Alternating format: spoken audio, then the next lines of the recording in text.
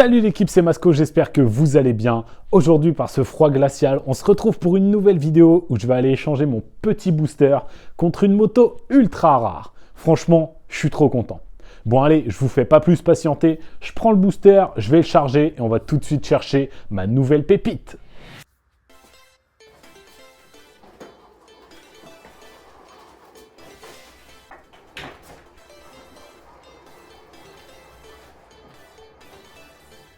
Du coup, voilà l'équipe booster échangé. Et là, franchement, les fans de vrais 50 à l'ancienne vont être super contents parce que moi, là, je suis refait. Je vais à l'atelier et je vous présente tout de suite la nouvelle moto. Aujourd'hui, l'équipe, je suis vraiment super content de vous faire cette vidéo, tout simplement parce que pour moi, dans le monde de la 50, il y a 3 modèles qui sont hyper mythiques. 3 modèles à avoir une fois dans ta vie quand tu es un super fan de 50 comme moi. Pour les 2 premiers modèles, je pense que je vais rien vous apprendre. Pour moi, le plus mythique de tous, ça reste quand même la HM, suivi de la DRD Pro. Et le 3e modèle, c'est celui qui est juste ici, sous mes yeux, sur le pont moto. Un modèle que je pensais jamais pouvoir avoir dans ma vie parce que en vrai, c'est un modèle qui devient extrêmement dur à trouver avec les pièces d'origine. Et du coup, franchement, je suis super content d'avoir cette moto aujourd'hui à vous présenter. Cette moto, elle est mythique parce que pour moi, ça représente vraiment le commencement. Pour ma part, dans la 50, à l'époque, le mec le plus connu de la 50, il s'appelait DRD03 Prépa. Je le suivais sur Facebook et il faisait que des trucs incroyables. J'étais totalement fan. Moi, j'avais mon petit booster en origine. J'avais mis un pot Stage 6, bien sûr, à l'époque dessus. Déjà, à l'époque, j'avais la Vibe Maxi Scoot. Et je me disais, putain, un jour, avoir une DRD03, ça serait mon rêve. Et franchement, l'équipe, après la HM, la DRD Pro, la DRD03, c'est aussi un moyen pour moi de me dire que la boucle est bouclée et que j'ai fait un parcours incroyable dans la 50. Vous l'aurez compris aujourd'hui, l'équipe, j'ai échangé mon booster contre une DRD03 que je vais tout de suite vous présenter. Par contre, attention, quand je parle de boucle bouclée, tout ça, en aucun cas, ça veut dire que j'arrête la 50 ou que c'est mon dernier projet, vous inquiétez pas. Allez, venez, je vais vous présenter tout ça.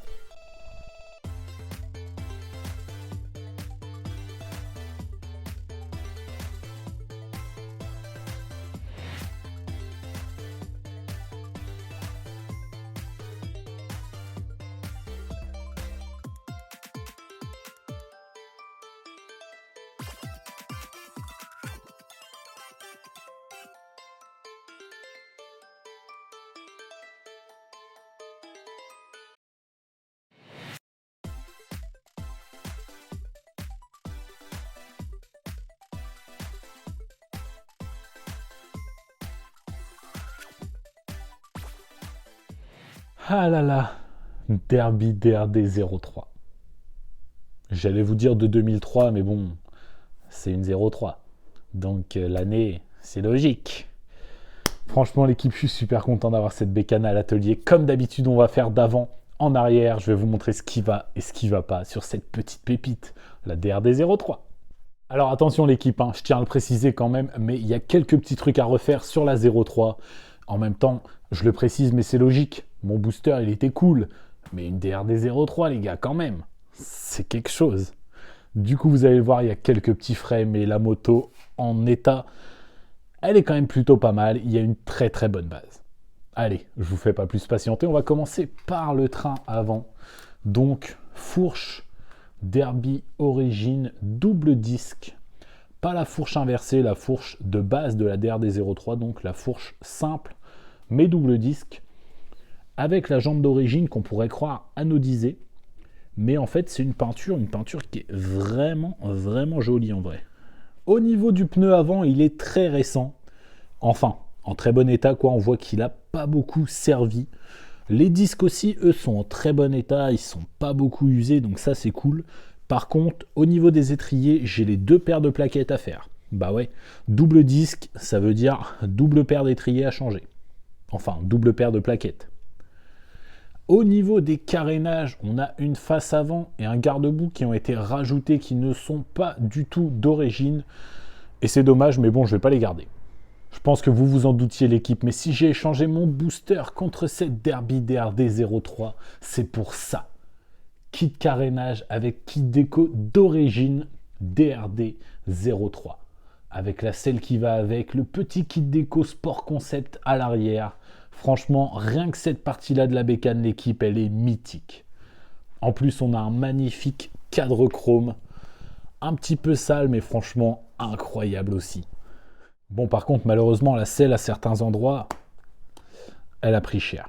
Et ça, c'est vraiment dommage, mais je pense que je peux trouver une solution pour la faire refaire à moindre frais, pour pouvoir garder cette continuité entre la selle et le kit déco, ce qui rend la moto mythique et ce qui rend la moto aussi incroyable.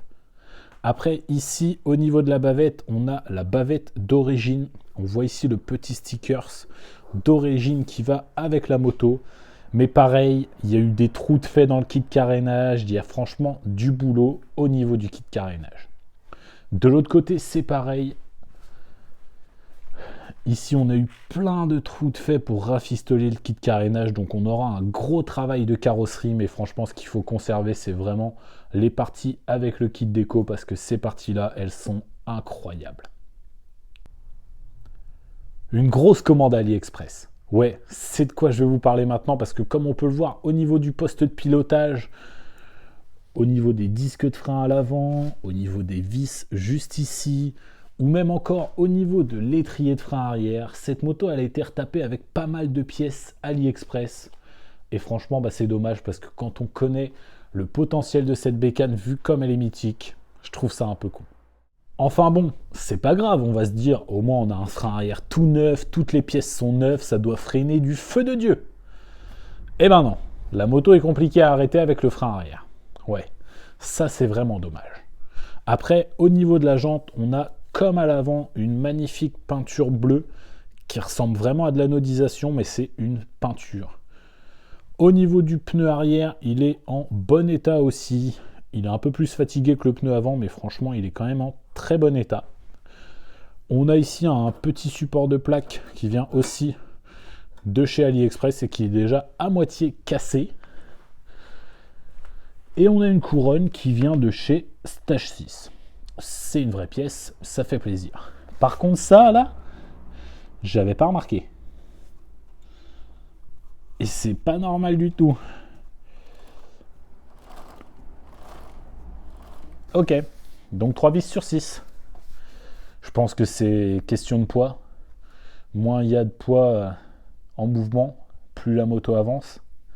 On aurait dû y penser avant, Bon, on n'en a pas encore parlé, mais il faut qu'on y vienne. Parce que cette moto, elle en a un de moteur.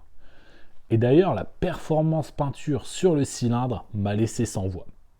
Enfin, peinture, je pense plutôt que c'est du vieux marqueur. Et je sais pas pourquoi ça a été fait, mais franchement, c'est un concept. C'est original. Je valide pas, mais c'est original. Au moins, ils ont essayé quelque chose. Bon, sinon, ce 80 MHR a le mérite d'être là. Je ne sais pas si c'est un réplica, je ne sais pas si c'est un MHR Team. Ça, pour ça, faudra démonter parce que j'ai pas eu plus d'infos.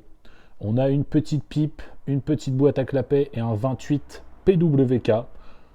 Une petite config sympa complétée d'un allumage MVT Premium qui est très récent. Selon ce qu'on m'a dit, il aurait moins de 100 bornes. Et franchement, je pense que c'est grave possible parce qu'il est encore en très bon état. Par contre, niveau du calage, avec une seule vis pour tenir le stator, je pense que il va vite se décaler. Au niveau de l'échappement, on a un magnifique, un pot quoi, Bidalo Racing Factory, qui est franchement dans un sale état, et sérieusement, c'est grave dommage. Parce qu'un pot comme ça, moi je l'ai trouvé incroyable à l'époque, et là, il a un POC, quoi. Enfin, il n'y a pas de POC, mais vous m'avez compris. Il est sauvable, mais il y a du boulot.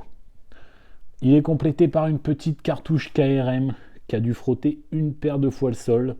Mais bon, elle a le mérite d'être là, sur un petit pot Bidalo, comme ça fait toujours plaisir. Il y a un petit obturateur KRM aussi de ce côté-là, et puis au niveau du moteur, on a fini. Il y a aussi une paire de double radia qui a été montée avec des raccords de plomberie, comme on peut le voir juste ici. Donc je verrai si je les conserve ou pas. Parce que ça, je suis pas fan. Je pense qu'on a à peu près fait le tour de la moto, l'équipe. Et comme vous pouvez le voir, il y a quand même quelques petits frais à faire dessus. Mais bon, au moins, ça me fait un très beau sujet de vidéo. Et franchement, je suis super content d'avoir cette moto aujourd'hui à moi à l'atelier parce que pour moi c'est vraiment une moto mythique. Mais je me posais une question. Est-ce que pour les plus jeunes d'entre vous, ceux qui commencent dans la 50, donc qui ont 14, 15, 16 ans max, est-ce que pour vous c'est mythique les DRD 03 cadre chrome? Parce que je me dis en fait, peut-être que les trucs mythiques, ça se déplace de génération en génération, et peut-être que pour les plus jeunes de la 50, ça c'est pas du tout mythique, en fait c'est juste une moto cadre chrome quoi. Du coup les plus jeunes, n'hésitez pas à mettre dans les commentaires si pour vous les DRD 03 c'est mythique. Nous maintenant ce qu'on va faire sur la moto, c'est qu'on va aller un peu plus loin dans le diagnostic des choses à faire. On va vérifier tout ce qui est amortisseur, fourche, démarrer le moteur et voir comment il tourne. Rien qu'avec la fourche, quand on parle de double disque sur une 50, on se dit putain, à l'époque c'était quand même un autre level. Ça a été fait pendant quelques années, il y a eu des fourches simples, des fourches inversées aussi, et maintenant c'est simple. On n'en trouve plus, c'est très rare, les fourches simples sont très rares, les fourches inversées sont quasiment introuvables, et d'origine, monter sur des 59, ça n'existe plus. Là, au niveau de notre fourche, on a les joints spi qui commencent un petit peu à fuir, mais sinon elle est en très bon état. Malheureusement, il n'y a plus les stickers d'origine que j'aurais adoré avoir, mais je pense qu'on peut les retrouver en cherchant bien. Et puis au pire, on peut toujours les faire refabriquer. Au niveau du diamètre de la fourche, je ne sais pas si vous vous en rendrez compte, mais en fait, on est sur un diamètre qui était vraiment imposant. Par rapport aux fourches de maintenant, c'est plus du tout le même délire. Et là, on voit vraiment que c'était du vrai matos. Au niveau de l'amortisseur, ouais, je sais. J'espère que vous me verrez correctement pour cette séquence, mais je suis vraiment obligé de me mettre comme ça parce que la plus grosse particularité qui a changé le monde de la 50 avec cette bécane, ça se trouve ici. Ils avaient adapté un système de biellette pour la première fois sur une 50, alors que c'était déjà la base sur les crosses et ça avait fait ses preuves sur terrain. Mais là, sur une 50, c'était l'une des premières fois et franchement, ça faisait grave le taf. En plus de ça, d'origine était monté un amortisseur avec une bonbonne d'huile indépendante déportée, ce qui fait que la moto était vraiment un confort de ouf à rouler. Et franchement, moi, j'ai qu'une hâte, c'est d'aller l'essayer, mais croyez-moi, on a un peu de boulot avant ça. On va maintenant s'attaquer au démarrage du moteur. On m'a dit qu'il démarrait, mais je ne l'ai jamais entendu tourner. On a fait l'échange comme ça un dimanche après-midi sous la pluie. Donc du coup, on va faire le premier start pour moi de ce Malossi 80.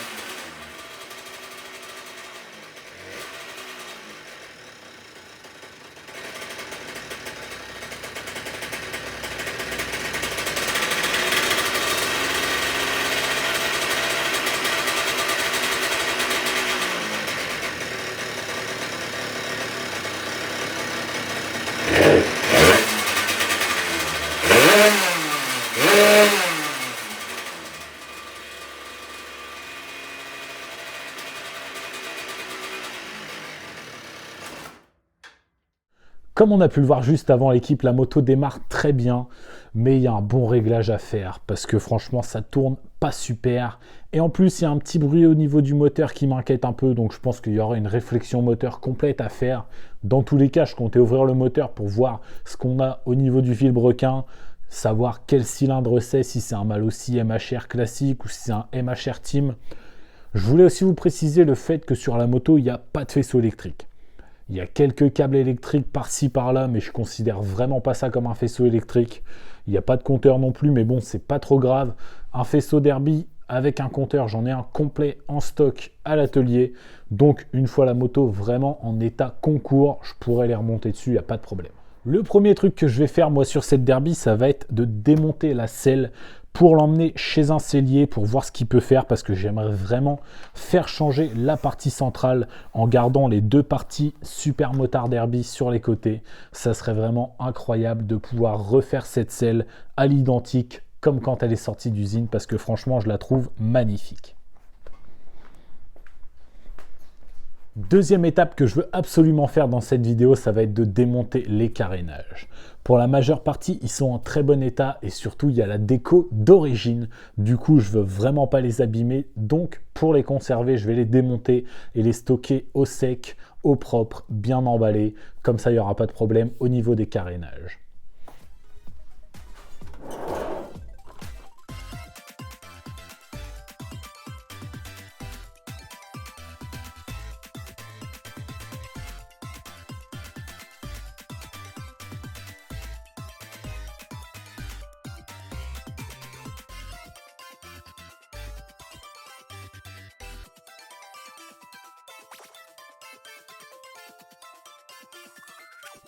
Du coup, voilà l'équipe, tout le démontage qui devait être fait dans cette vidéo est terminé.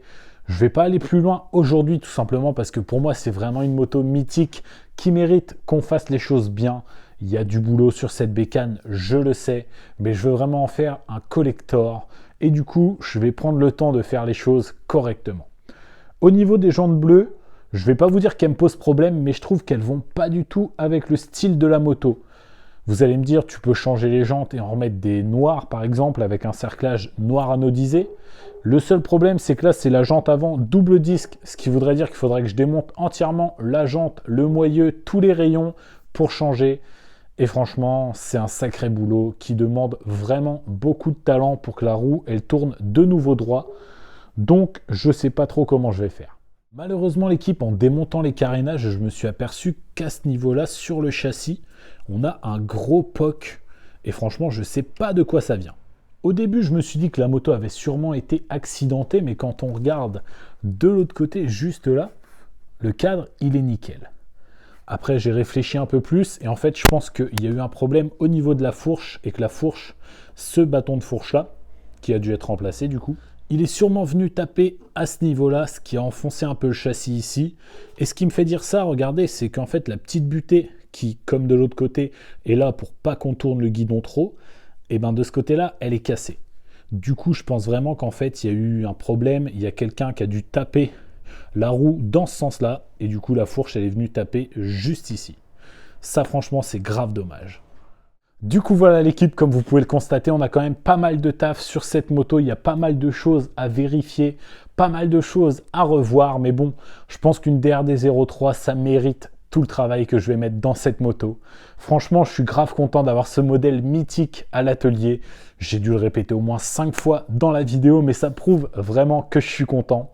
Surtout, n'oubliez pas les jeunes de me dire si pour vous une DRD 03, une Derby cadre chrome, c'est mythique ou pas, parce que pour les gens de ma génération, c'est franchement un des plus beaux modèles. Pour faire un petit calcul au niveau de la valeur, il faut savoir que le booster, je l'avais payé 350 €. J'ai remis environ 20 € de pièce entre le joint SPI, la clavette d'allumage. Du coup, il m'était revenu à 380 € si on compte les frais de 11 € pour la carte grise. Donc je pense qu'un échange contre cette DRD 03 est une super affaire pour moi, sachant qu'il n'y a pas longtemps sur Marketplace, j'ai vu un cadre chrome comme celui-ci avec la carte grise se vendre 500 €. Bon, moi je dois quand même vous avouer que 500 €, je trouve que ça fait un peu cher pour un cadre, même s'il est chrome avec carte grise. Faut savoir que moi là en plus j'ai les carénages d'origine, la selle d'origine, donc je pense vraiment que j'ai fait une super affaire avec cette DRD 03. Comme d'habitude, si la vidéo vous a plu, n'hésitez pas à mettre votre plus beau pouce bleu. N'hésitez pas à me dire dans les commentaires quel config vous verriez bien sur cette moto. Moi franchement, l'idée d'un petit 80 MHR Team, ça me plaît bien. Un petit cylindre un peu old school sur un modèle mythique de l'époque de la 50. Franchement, je trouve que ça match super bien. Et comme d'habitude, si vous n'êtes pas encore abonné, c'est le moment de le faire. Et surtout, n'oubliez pas d'activer la cloche pour manquer aucune de mes prochaines vidéos. Moi, je vous dis à la semaine prochaine. C'était Masco. Salut!